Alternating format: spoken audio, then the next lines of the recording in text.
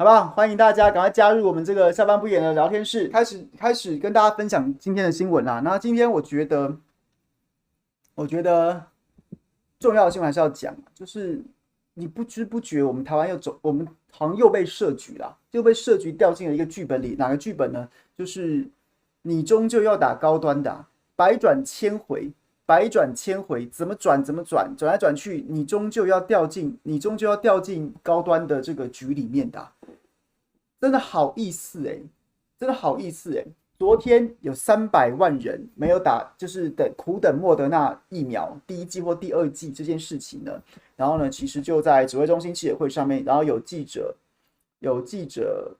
去问了陈时中。那陈时中呢陈时中说什么？说你不是等不到高端你不是对不起，你不是等不到莫德纳，只是还没等到不是等不到，是还没等到。老实说，我觉得这个基本上，现在才8月，现在才九月中基本上我觉得今年的干化冠军陈时中很可能包办前3名而且这一句非常有机会问鼎干化王宝座你在讲什么你在讲什么东西你真的是胡说八道到一个极点胡说八道到一个极点记者问的问题非常合情合理，而且非常的理智，很有道理。他怎么问的呢？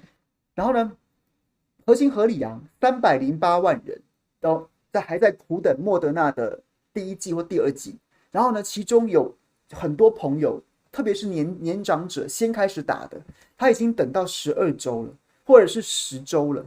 那请问一下，他们第二剂到底在哪里我们可预见的将来都没有说哪个时间点会有莫德纳抵台那请问一下，这些人到底要等到什么时候？包括我的父母，他们也是接种的莫德纳。那请问他们第二季到底在什么地方这个问题合情合理完全你应该要跟民众好好交代要跟民众好好交代那就陈时中就回答那句：“你不是等不到，是还没等到。”我说真的，这真的就是干话，这真的是废话。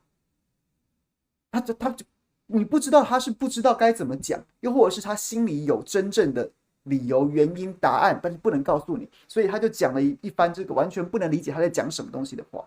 我觉得这件事情非常的糟糕你非常的对民众不负责任，而且你甩脱了你作为一个指挥官、作为一个官员基本的官箴非常糟糕那所以呢，要继续等吗？等到何时不知道，12周了耶！你说国外什么10周，然后加拿大也是10周，人家那个不是这样算的，人家是建议你28天之后就打第二剂第一剂打完之后28天之后就打第二剂，这是人家建议的。然后最长是可以是10周结果呢，我们这边就用话术把它重新包装过，说10周才要打第二剂。你这基本上已经在欺骗民众、糊弄民众，但眼看这十周也已经要超过了，也已经要过了。那你到底是怎么样呢？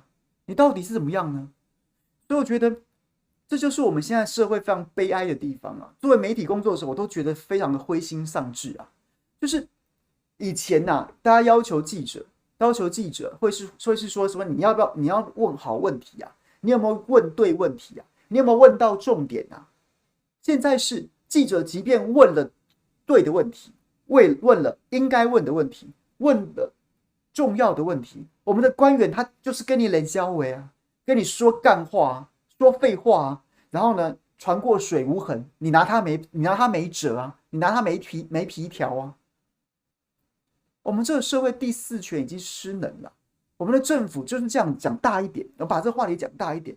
你们真的给民进党太多票了，给他完全执政之后，然后就豢养了一群这些王八蛋官员我上次很激动骂脏话，所以我后来深自反省，我已经好久没说脏话。可是我说真的，这种官员不就是王八蛋吗？他真的赢太多了，他真的完全不用在乎你们怎么想，你们怎么样下个礼拜那个立法院开议怎么着了？我大民进党高枕无忧我要推动什么法案推不动的，你要提什么议案我封杀不了的，我好官我自为之所以我真的觉得各位你们真的对民进党太好了，给民进党太多票，选上太多席的立法委员，赋赋予他一个完全就是为所欲为、无法无天的这样权利啦。下次选举的时候，真的要仔细思考一下，真的要仔细思考一下。不管怎么样，你不能让人家赢这么多啊！他就一面倒，他再也不在乎民意了。他为什么要在乎你呢？各位，请问一下，你手中还能怎么样呢？你能怎么办呢？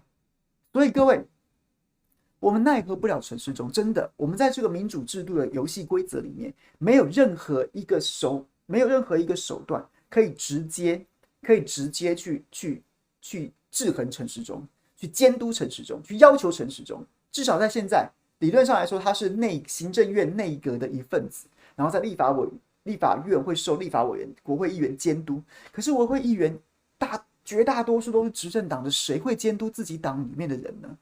所以现在的机制里面，我们好像似乎没有什么工具可以制衡它。但是别忘了，不能放弃仅有的机会啊！那机会不多，所以你更加不能放弃。什么意思呢？今天我刚刚下午在忙这个深厚龙 online 的录影，我们今天专访2位人物，一位我先卖个关子，另外一位是这个 Thank You 总部的发言人 Max， 也是我好朋友 Max， 就访问他。然后呢，他讲什么？他讲说这个简单跟大家剧透一下，他讲说陈柏惟的罢免案现在刚过门槛了，就是按照昨天公布的 TVBS 的民调，现在愿意出门投票且会投下赞成罢免票，大概8万票左右。然后呢，要罢免陈柏惟的门槛大概7万2千票，所以是一个非常微薄但是令人振奋的消息。就是有可能可以罢免陈柏惟成功嘛？现在大概就是一个还是差不多在这个上下2%误差范围之内，但是稍微多了一点点，是一个相对令人振奋的消息啊。所以他讲到一个蛮有趣的观点，他说陈柏惟成也疫苗，败也疫苗。他如果成也疫苗，会成在什么地方？就是成在我们的疫苗覆盖率还是很低啊。民众对疫情不放心，所以呢，到了这个罢免投票的时候，会不会担心说，哎呀，我还是别去群聚了，我还是别出门了，我多一事不如少一事，我还是待在家里好了。这反而有可能变成陈柏惟的一个金钟罩，一个保护伞。但是败也会败在疫苗，就是你为什么不帮民众争取疫苗呢？今天民进党是执政党。民进党有他的鬼主意，有他的算盘，就是要推销高端，所以在国际疫苗上面一直阻挡。那是民进党作为执政党，他会干这事儿，你不意外啊？当然我们不认同，但是你并不意外。可是你陈柏惟，你是激进党，你也不是民进党，你也不是执政党，你就是一个小绿啊。那你为什么在这种无涉意识形态的事情上面，你还跟着民进党去投票？大家理解这意思吗？民进党是执政党，他同时手握国会跟行政机关。那行政机关呢，就受生技帮裹挟跟错误的政策所绑架，他就摆明了就是在疫苗政策上面这样搞鬼拖延，然后要留给高端一线生机。所以呢，民进党在国会议员就配合着他。但你陈柏惟，你也不是执政党的那你在意识形态上面，你有你的意识形态，但是疫苗这件事情就只是单纯民众生命而已啊。你为什么当初要去封杀那个加购国际疫苗的法案提案呢？如果当时啊，这个 Max 有说，如果当时陈柏惟愿意跟民进党在这件事情上切割，然后呢说，我虽然是这个喝民进党奶水当选的，但是呢，疫苗这件事情是国计民生，直接对民众负责的，所以我就投下这个赞成加购，搞不好罢免不容易成功你不可否认陈柏惟他在特定族群有魅力，他如果在适时的表现出来，他的核心价值是对民众服务，而不是跪舔蔡英文的话，搞不好还不好说服民众罢免他但是他就这样子啊。那请问一下，如果你是这样的话，那留你这一席立法委员要干嘛？多养你一个蓝委，真的是蓝委啊！之前民进党之前这种什么侧翼公民团体都拿蓝委来侮辱这些国民党立委，但陈柏惟现在做的存在就是一个不折不扣的立法院里面的蓝委啊，民进党的蓝委啊，多你一席也没差，少你一席也不少，那留你在那边何用呢？对民众来说留你何用呢？所以他就讲成也疫苗，败也疫苗，就是这样子啊，就是这样子啊。所以讲回来刚刚讲的，陈时中就是这样子的嘴脸，为什么？因为他赢太多，他根本没有不受制衡啊。所以罢免这件事情，一定要把握我们每一次的机会，给民进党教训啊，把握每一次的机会，让他知道我们很愤怒啊。所以在此，小弟在此，好不好？我怎么这个姿势好像我要选举一样？我要选举一样，没有，就是那望你千诚这样的动作。拜托，拜托，台中市第2选区的所有选民，你是蓝的，你一定得去投，不要让人家看在野党没有，觉得你们就是一群废物啊，只会叫，行动力零啊，整天只会在键盘上面这边唧唧歪歪，整天只会在那边说啊我要死啦，但是真正有机会让你行使你的公民权的时候，你却不作为，不要这样子。然后再来，对民进党的朋友来说，我更要对你们呼吁啊！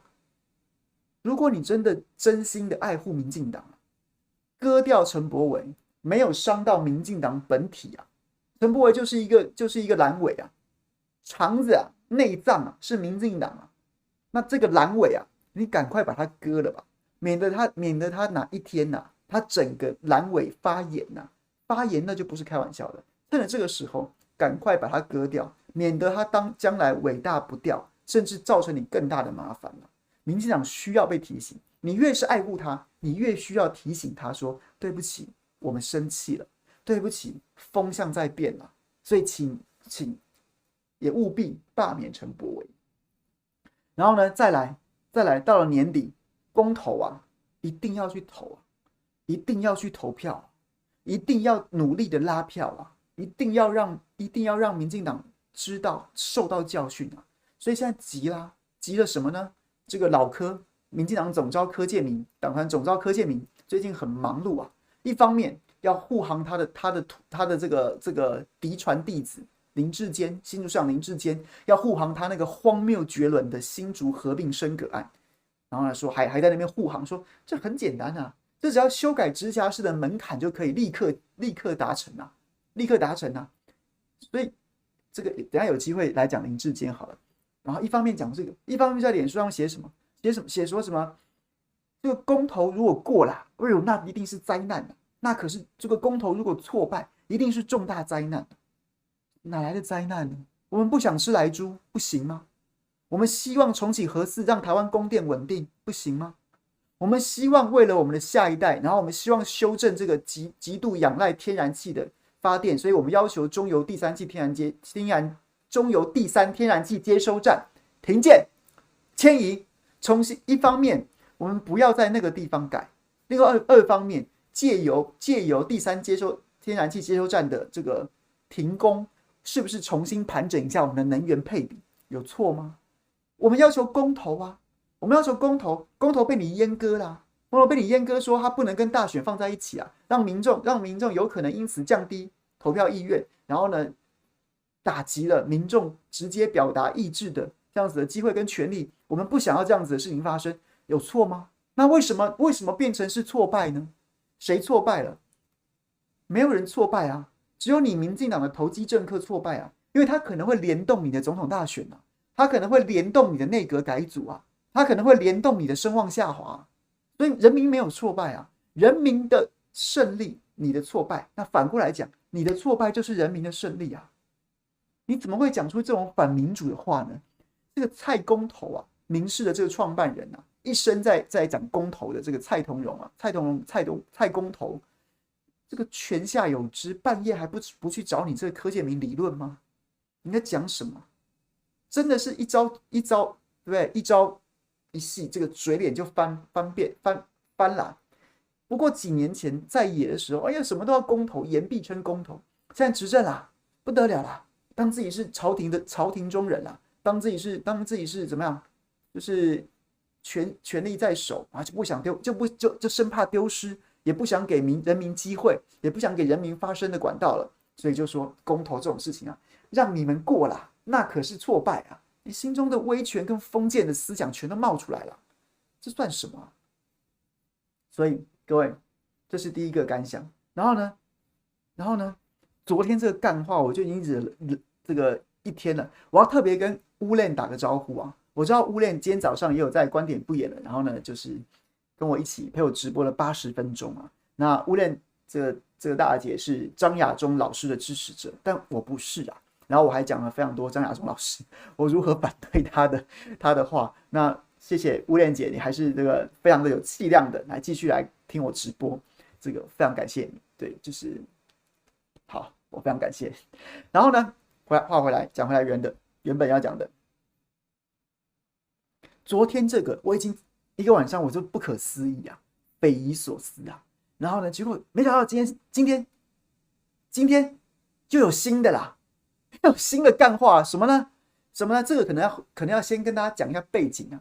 昨天傍晚的时候，就在讲说这个不是傍晚啦，下午的时候就在讲这个，不是等不到，是还没等到啊！哇塞，那个网络上都已经炸锅了，然后大家就开始在干掉啊，很多迷因啊，然后网友一样画葫芦的造句啊，都已经这个就是开始这个各种迷因都出来了。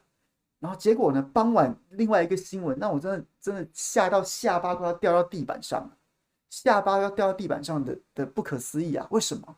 因为《远见》杂志率先的公布了一个风向，然后呢，什么风向？就是这个高端台大感染科的医师，高端2期的这个计划的总主持人啊，谢思明医师，他其实早先有一个也引发了一些这个新闻话题，就是高端在6月份，然后这个解盲的时候，2期解盲的时候，然后对不起，5月份这个2期解盲之前就采购，这个卫福部就采购了500万剂。当时谢思明还蛮公允的哦，跳出来讲说这种疫苗怎么可以买啊？他都还没有解盲2期其中都没解盲，你政府就拿公帑去买，这搞什么鬼？然后结果谢思明就是仗义直言啊，大义灭亲啊，就是颇有这样的味道。结果他被攻击啊，被塔利班攻击到，他自己把脸书关了。他是主持人啊，然后结果呢，他是计划主持人，他平心而论讲了这番话，结果你去攻击他啊！你们这些塔利班是有比计划主持人更理解是吗？所以这是光怪陆离到匪夷所思啊！好，不管怎么样，总之呢，昨天傍晚远见就抛了这个消息啊。这个 Fight for Freedom， 我稍微纠正你一下，远见不是没有封过，他是报道了。这个你要说是他作为一个放话传声筒嘛，这我不敢说。但是其实他报道，我倒是不觉得我不会苛责他了。好，总之报道内容是什么？就是说啊，这个谢思明抛出来说，因为看到很多民众都在苦等莫德纳等不到，所以他们已经开始苦民所苦啊，提前部署，开始安排说要安排这个在进行莫德纳混打高端的试验计划。莫德纳混打高端，这苦民所苦啊，体恤大家都等不到啊，所以莫德纳就混打高端。我心想说，这真的假的啊？这要是玩真的，是不是这民众不是上街革命啦？我打莫德纳，你叫我第2季去打高端，我开什么玩笑啊？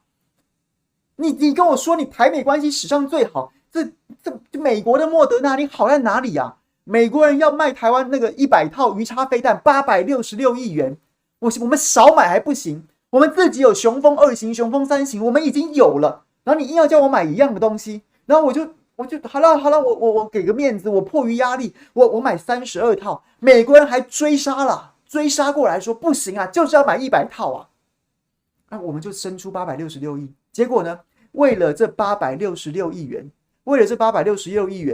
突然就是美国人强逼的这个866亿元预算，我们还编特别预算去支应其他的军事开支。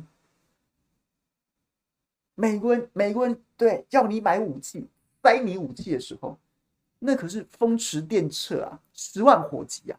我们跟美国人买疫苗的时候，你怎么就不给嘞？你买到哪里去啦？2月份505万剂，到现在到货多少？大概200万剂左右，还欠我们300万剂啊！这到底去哪啦？你怎么就要不到呢？所以当我看到这个时候，我真的是不可思议耶！然后各位，你再去想，很多事情，你突然就会发现，你那个隐形的线啊，原本你心中一直觉得说好像有关呢，好像有点关联呢，这似乎好像连在一起的耶，连在一起的。比如说，不过就在上一两个月前吧，那时候莫德纳供货出问题，然后西班牙厂，然后有这个发现有污染的状况，然后整个就停下来，然后重新的盘检。然后包括像美国也说要打第三剂加强剂，但后来好像美国第三剂的加强剂是不是选择了好像选择了 BNT 嘛？所以莫德纳好像没有作为第三剂的候选是吗？是不是这样子？这个吴莲姐可以帮我补充一下，好像是美国的第三剂考虑加强针，然后是选 BNT 作为第三剂的这个建议的疫苗。然后无论如何，总之就是前一段时间有传出这个莫德纳供货出了问题，结果呢？结果什么？结果韩国就组了个特使团呐，直接飞到美国去催货啊！然后呢，那时候台湾这边我们的官员在干嘛？我们官员在冷嘲热讽啊，冷言冷语啊。不用啊，有必要我再去啊。那没有必要吗？那时候大家也是觉得你是在讲什么？你什么叫没必要？结果人家韩国去催货了，文在寅也亲自打了电话，新闻都有报道。打个电话到处去催货，结果呢，来800万剂，就真的催到了800万剂。我们的政府纹丝不动，还在那边冷嘲热讽，胡说八道一通，有必要我就去。那请问下是没有必要吗？308万人在等莫德纳，都没有必要。当时大家只会觉得说，这个你在讲什么？讲什么东西啊？你为什么会你怎么会这么无感呢？你怎么会这么坐视民众的痛苦啊？到底在干嘛？你们为什么不去催货呢？我们买的就是没有到啊！你为什么也不敢跟人家讲说，拜托，你是不是该给货啦？你为什么不去催呢？韩国就催，而且催到啦。你真的去催，你催不到，我都还觉得我少骂你3分呐，因为你去努力了。你真的能力不足，或是我们筹码不足，那也就我真的就少骂你3分，我还是会骂，但我少骂你3分，因为你至少尝试了，你努力，你去都不去啊，你在干嘛？结果呢？现在发现了，为什么？因为安排了嘛，剧本不是这样写的嘛，剧本是怎么写的？首创莫德纳混打高端呢、陈时中说，今天证实啦，确实开始做实验啦。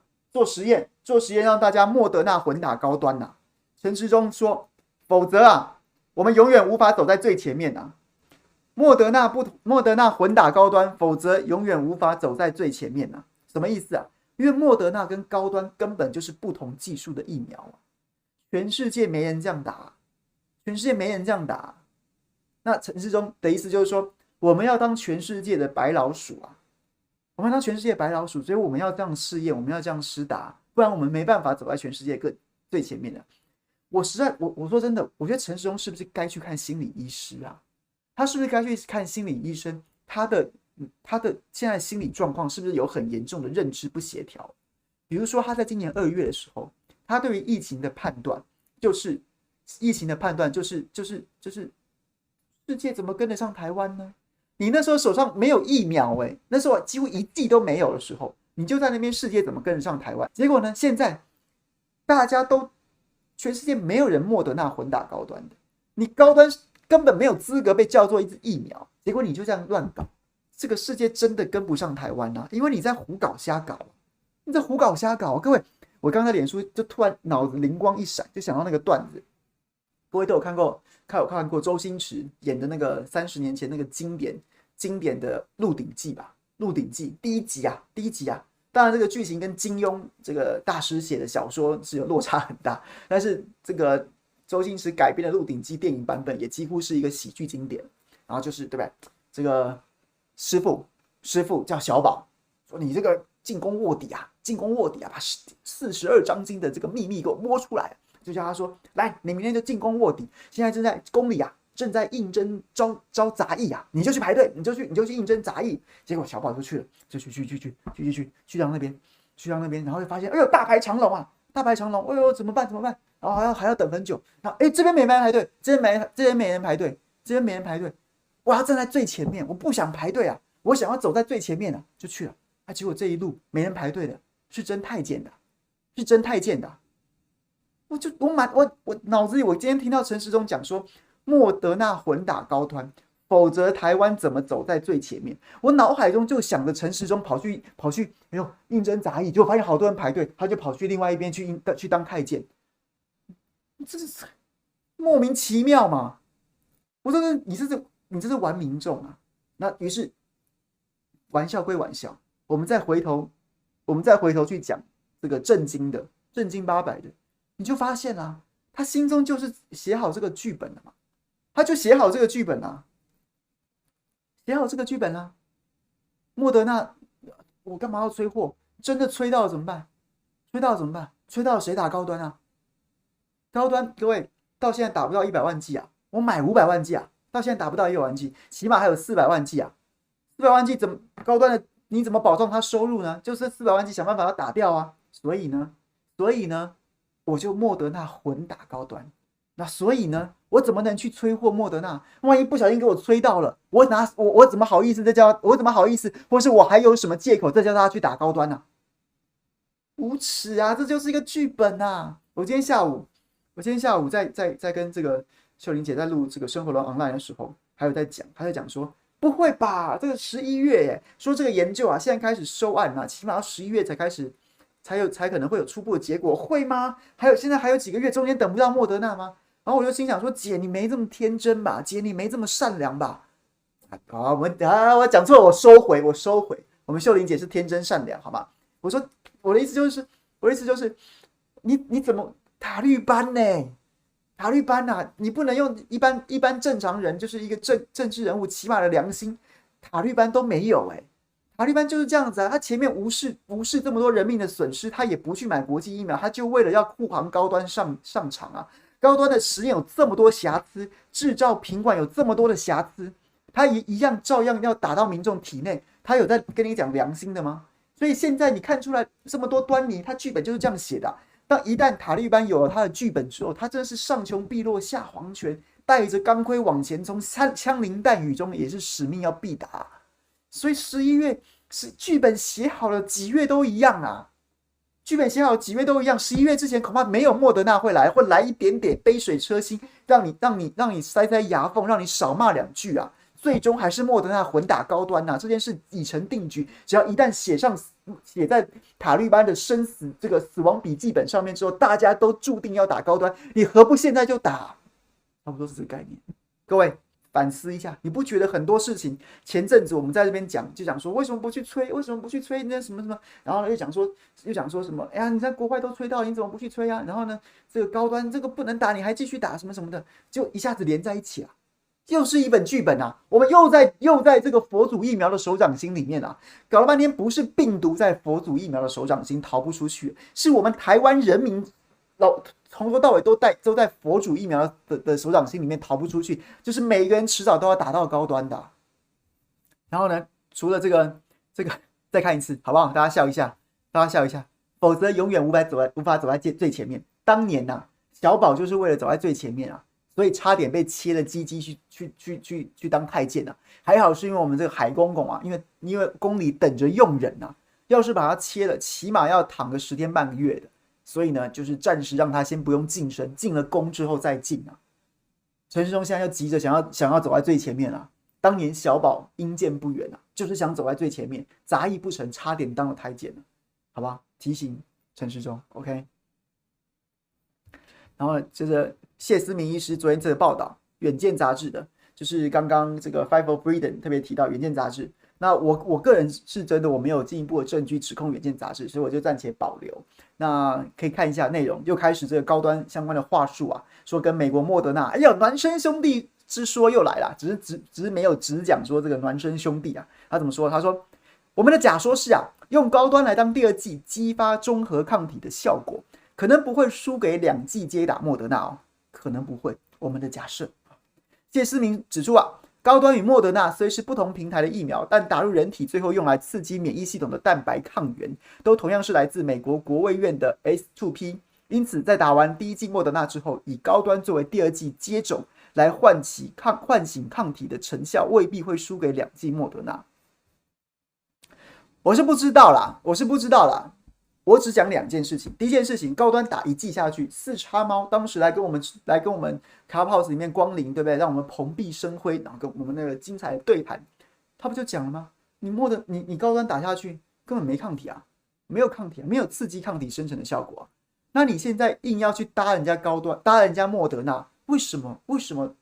我想不出来要怎么假设说他这样子就会刺激效果呢？高端跟莫德纳，1剂高端跟1剂莫德纳，这是 CDE 哦，医药品查验中心自己做的报告，我之前跟大家公布的，1剂高端跟1剂莫德纳，莫德纳生成抗体是10到60几倍吧，高端是1啊，就是不生成抗体啊。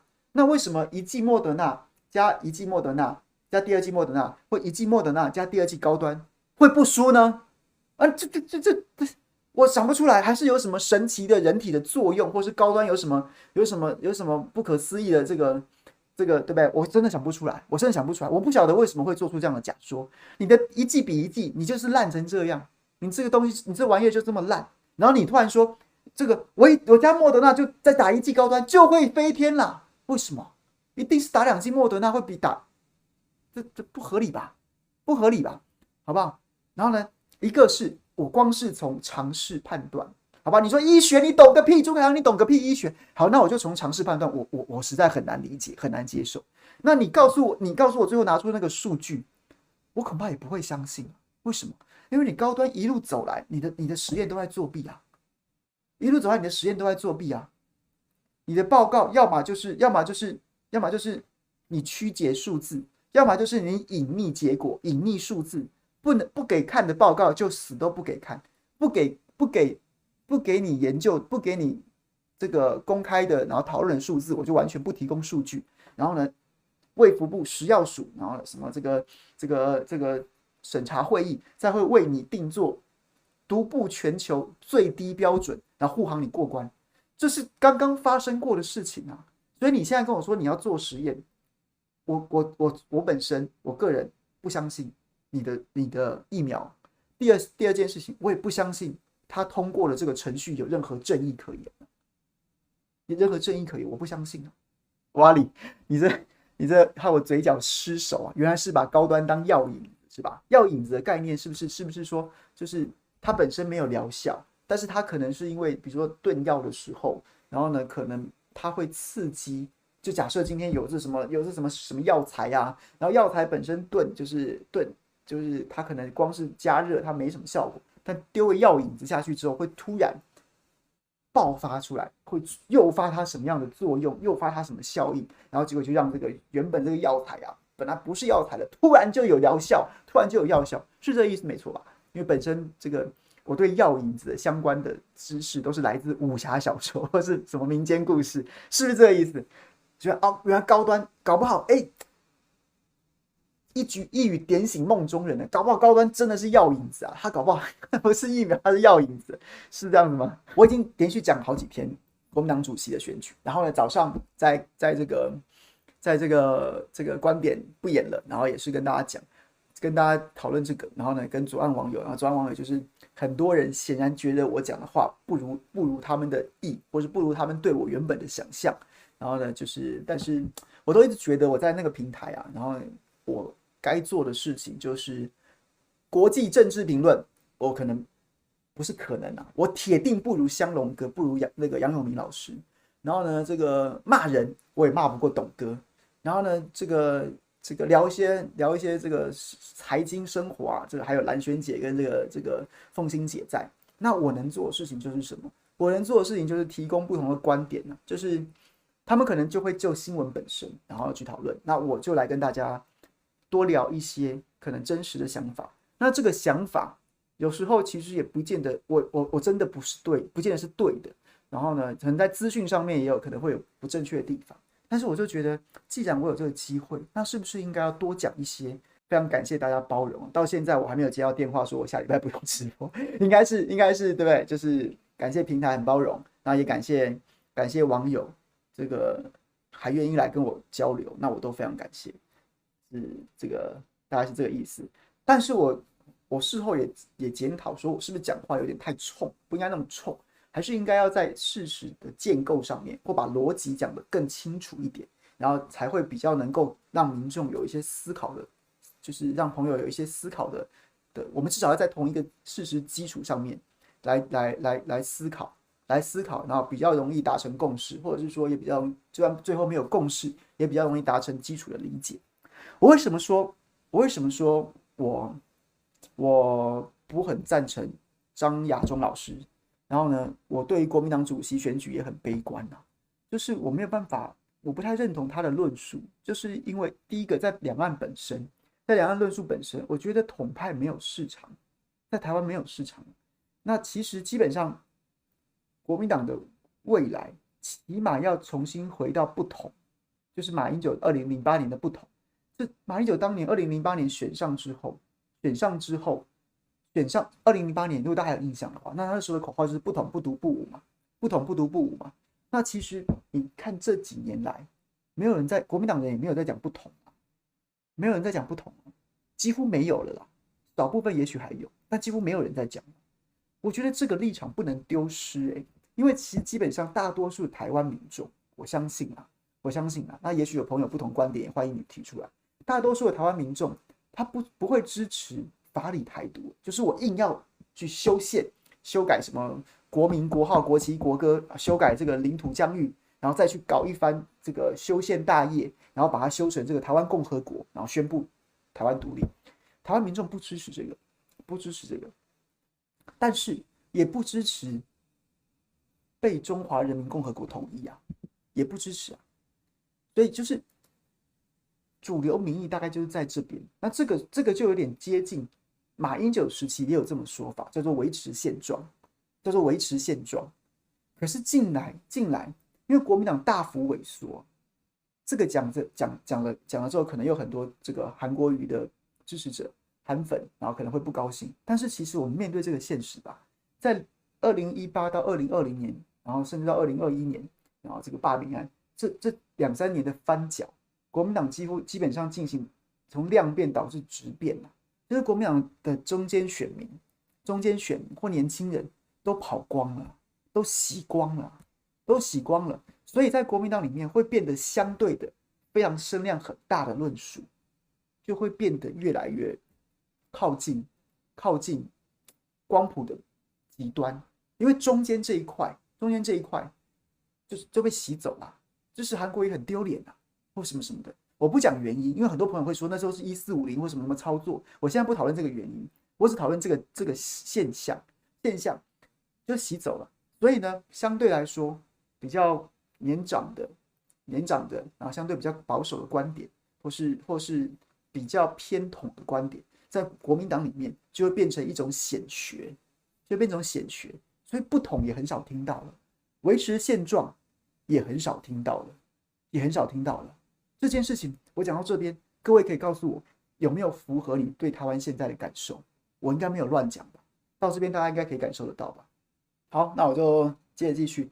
对，所以这样子的状况，姑且不论不要入党，没有人要入党，就算是在论述上面，然后呢，可能认同的啊，甚至会捍卫的，都几乎不见了。所以在国民党里面，几个具体的象征，就是你抗争找不到年轻人了，你办活动看不到年轻人了，或是看不到中间的比较中间一点的人了。你秋斗，你必须去蹭人家秋斗，你本身已经没有动员力，找不出人来了。找得出人来，也是特定的活动力非常强的特种党部，像黄复兴，又或者是说针对某个事情，然后呢反年改团体会积极投入这样子的状况，这都是现实啊，都是现实。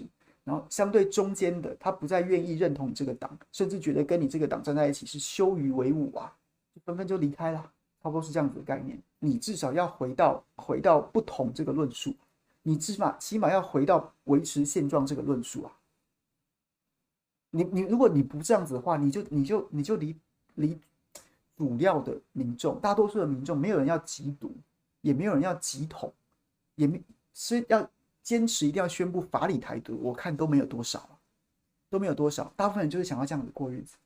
所以2008年，马英九用不统不独不武，或者你当时说阿扁弊案的这样因素存在吗？民进党是在做太烂的因素存在，导致他的大胜，但起码他在两岸这件事情上没有失分啊。你你你起码要维持现状吧。但是现在国民党人在公开场合，在台面上面讲得出不独，讲不出不统，每天在喊反台独，但是没有人真的可以讲出反被统，几乎没有啊。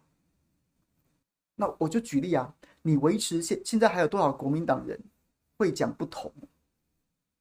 维持现状这四个字拆解之后，他起码要有不统不独不武这三只椅脚，这三足鼎立。那现在国民党人都只讲反台独，不讲反统一、反被统，不讲反被统啊。那所以怎么办？那你的椅子就塌啦，你的椅子就塌啦。老实说，不统不独不武，这其实也是一个废话。不武真的没有我们的事啊。中国大陆真的要武统，早上一大堆朋友讲到最后就说武统台湾，然后我就只好跟大家讲啊，如果你的想法是说你对于两岸统一的蓝图是靠着这个山东舰、辽宁舰、歼20、东风家族来完成的话，那说真的，那交流还真的是浪费时间，因为你就没有什么想要谈的。可是如果在这个方法之前还留有任何一点和平的空间，或是说政治解决的空间的话，那真的起码基础是我们两岸要理解彼此在想什么，先理解才能想办法找出一个彼此都可以接受的方法。就像是2019年选举的时候，2019年的年初啊，其实他就大致定了一个总统大选的格局，就蓝营会很辛苦，就是习近平发表了告台湾同胞这个书40周年的讲话嘛。他同一篇文章里面有提到九二共识，又有提到一国两制，然后呢，就是绿营马上就把九二共识连上一国两制，然后就说九二共识就是一国两制，然后蓝营就花了1整年的时间在迎战这个论述，说九二共识不等于一国两制。可问题是，我作为一个相对意识形态亲近蓝营，甚至我自认我中国认同，我是认同是中国人的啊，然后也是台湾人这样子的认同的人，我都会觉得啊，这个不是有点硬凹吗？不是有点硬凹吗？那一国之下的台湾大陆啊，一定是一国两制啊，不然怎么样呢？不然怎么办呢？不然还有什么其他可能？那最差是一国一制，那一国一制台湾民众根本就不会接受啊。那再怎么样也是一国两制啊，因为九二共识有一中在啊，那要在一中之下有台湾跟大陆地区，那就一定是一国两制啊，不然是怎么意思？各位，九二共识不就不会等于一国两制吗？或至少这个很难脱钩嘛。你说九二共识一国两制是一国两制，可是你九二共识就是两岸同属一中啊，那两岸同属一中的话，那就是两制啊，事实也是两制啊。所以我就觉得说这个好像怎么解释啊？这怎么解释？可是呢，国民党就真的花了1整年的时间在迎战这个论述，然后他迎战的方式不是去战大陆，要求大陆讲清楚，要求中国讲清楚，是回过来要跟民进党讲说，不是啦，习大大不是那个意思嘛？你是习大大肚子里面的蛔虫吗？或习大大有授权你出来帮他讲解释这个吗？所以这件事情就很没有说服力啊，你很难说服民众啊，你很难说服台湾民众啊。怎么样？你国民党是习大大喉舌吗？他肚子里蛔虫，他这边他不是，那怎样不是？不然你同属一中，那是几制？那是几制？我在讲的是说2019年那个一国两制，九二共识等于一国两制的那一段的论述，那段论述的攻防，就让蓝营几乎没有可能再赢得总统大选啊。那就是台湾主流的民意啊。那个其实真的，作为国民党的支持者，更不能回避这件事情，啊！我们不能把什么的问题都外部化，那是网军搞的，法律班搞的，1450搞的，反课纲害的，风向媒体都偏绿什么什么的，这些因素都存在。可是问题是这件事情就是你到最后丑媳妇要见公婆啊！你说民进党烂到掉渣啦，那你国民党对不对？是驴是马牵出来遛遛啊？那你到底你论述什么呢？你论述只有反台独吗？那你有反被统吗？所以就是我为什么觉得这件事情也第一个不能把所有的负面的因素都外部化，怪给别人，而是那你自己到底要什么？你自己到底要讲什么？你自己到底要讲什么？那所以你那个论述，你原本维持现状，不同步独步这三角凳的椅脚，你不能把一只割掉啊！你起码你那个反被统不统也要拿出来啊！那现在国民党是不拿出来，那你的椅子当然一定塌啊！差不多是这样子。如果要用具象化的形容的话，差不多就这意思啊。对，所以这又有另外一个更大的命题，就是政党存在的价值是什么？存在的价值是什么？如果你不能够，你在这块土地上面作为一个政党，然后你却要自外于这块政党这块土地上面大多数民众的心声跟意志，那你这个政党是存在的价值是什么？这个问题其实是很真实的，就是如果你这个政党你有自己的一套理论跟价值，然后却跟大多数的民众，你没有办法反映大多数民众的心声，那你存在的价值到底是什么？有没有这样的政党？有啊，各国都有这种什么，各国都有这种什么理念型政党，比如说绿党，很多国家的绿党、树党，他什么事都不干，他就专门在保护树，或者他专门就在关注环保议题。很多人会这样，很多政党会这样子，但是国民党要成为一个就是只有理念没有民意的政党吗？然后呢，只要你试图向民意靠拢，就是说这叫做数典忘祖，这叫做背弃祖先，或者说这叫做党魂没有了，或者这叫做什么没有价值了，随波逐流了，拿香跟拜了。我觉得这个问题也是，我们为什么需要那一张和平协议？我们为什么需要那一张和平协议？为什么？一点都没有用啊！谁相信这个呢？你没有执政，你去签的和平协议，那跟废纸有什么两样？你没有执政，老共为什么要跟你签和平协议啊？你有什么权利啊？今天虽然你要说啊，和平协议是为了终结内战，但是内战在我们这边的观点，当然大陆的观点是刚好相反的，在我们这边的视角是中华民国政府跟毛匪啊，中华民国政府中央在跟毛匪在打内战，你们是叛乱，毛匪是叛乱团体啊，中华民国政府要剿匪啊，那所以你要去签和平协议，首先你得是中华民国政府啊，你得是中华民国政府啊，不然呢？不然国军也不听你的啊，国军不会听你一个在野党的啊，那中华民国政府说话才算数啊，他要不要结束内战这件事情才算数，你一个在野党跟人家讲什么和平协议啊？你要先起码你要执政吧，你没执政你签这个你空手套白狼啊！啊，对岸也没有这么好糊弄吧？他干嘛跟一个在野党签？那也不算数。哪天国军听民进党政府听蔡英文的命令发射飞弹打上海了，你国民党能使得上力吗？所以这有点诈骗的意思，没有意义啊。好 ，OK， 就先这样子了。那个打烊了，明天同一时间下班不演了，再会吧，拜拜。